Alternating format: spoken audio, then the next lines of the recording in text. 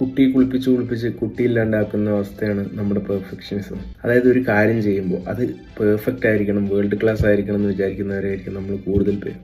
ഒരു കാര്യം ചിലപ്പോൾ ചെയ്തത് ഓക്കെ ആയിരിക്കും, പക്ഷെ പിന്നെയും നമുക്കതിനൊരു പെർഫെക്റ്റ് ആക്കണം എന്ന രീതിയിൽ പിന്നെയും അതിനെ മാറ്റിക്കൊണ്ടിരിക്കും, അല്ലെങ്കിൽ എന്തെങ്കിലും ചെയ്തുകൊണ്ടിരിക്കും, ചേഞ്ചസ് വരുത്തിക്കൊണ്ടിരിക്കും. അങ്ങനെ ചെയ്ത് അവസാനം ഒന്നുകിൽ അത് കുളമാവും, അല്ലെങ്കിൽ അതൊരിക്കലും നമ്മളതിനെ പബ്ലിഷ് ചെയ്യാത്ത രീതിയിൽ, അതായത് ഇപ്പോൾ ഒരു വീഡിയോ ചെയ്യുകയാണെങ്കിൽ അതൊരിക്കലും പബ്ലിഷ് ചെയ്യാത്ത പോലെയോ, അല്ലെങ്കിൽ എന്തെങ്കിലും കോഡ് ചെയ്യുകയാണെങ്കിൽ അത് നേരെ ചെയ്യാത്ത പോലെ ആയിപ്പോവും. സോ ഞാനും ഇങ്ങനെ തന്നെയായിരുന്നു. അതായത് ഒരു വീഡിയോ എടുക്കാൻ ക്യാമറ വേണം, ലൈറ്റ് വേണം, സെറ്റപ്പ് വേണം എന്നൊക്കെ വിചാരിച്ചിട്ട് ഞാനെല്ലാം വാങ്ങി. ക്യാമറ വാങ്ങി, ലൈറ്റൊക്കെ കണ്ട, ലൈറ്റ് സ്റ്റാൻഡ് എല്ലാം ഉണ്ട്.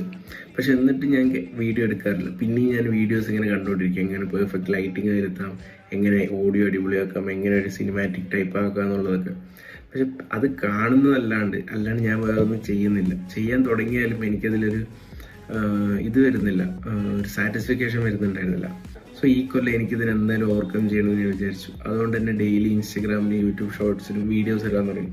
അതായത് ഡെയിലി ഇടുന്നതുകൊണ്ട് തന്നെ എനിക്കധികം തിങ്ക് ചെയ്യാനോ എഡിറ്റ് ചെയ്യാനോ ഉള്ള ടൈമൊന്നും കിട്ടുന്നില്ല. അതായത് വേഗം ഒരു കോൺസെപ്റ്റ് എടുക്കുന്നു, അതിന് ജസ്റ്റ് ഷൂട്ട് ചെയ്യുന്നു, ജസ്റ്റ് ചെറിയൊരു കട്ടും ഇതൊക്കെ ചെയ്തിട്ട് അപ്പോൾ തന്നെ പോസ്റ്റ് ചെയ്യുന്നു. അതുകൊണ്ട് തന്നെ എനിക്ക് അധികം ചിന്തിക്കാനുള്ള ടൈമും കിട്ടുന്നില്ല, അധികം ഇതിനെ മോഡിഫൈ ചെയ്യാനുള്ള ടൈമൊന്നും കിട്ടുന്നില്ല. സോ അതുകൊണ്ട് തന്നെ ഞാനത് കൺസിസ്റ്റൻ്റായി ഇപ്പോൾ ചെയ്തുകൊണ്ട് വരുന്നുണ്ട്. സോ ഇങ്ങനെ ചെയ്യുന്നതിലൂടെ എനിക്ക് മാറ്റം അറിയുന്നുണ്ട്. അതായത് എപ്പോൾ പെർഫെക്ഷനിസം ഫുൾ സ്റ്റോപ്പ് ഇട്ട് നിർത്തണം, എപ്പോൾ സ്ലാക്കിങ് കൊടുക്കണം എന്നുള്ളത് കറക്റ്റായിട്ട് മനസ്സിലാവുന്നുണ്ട്.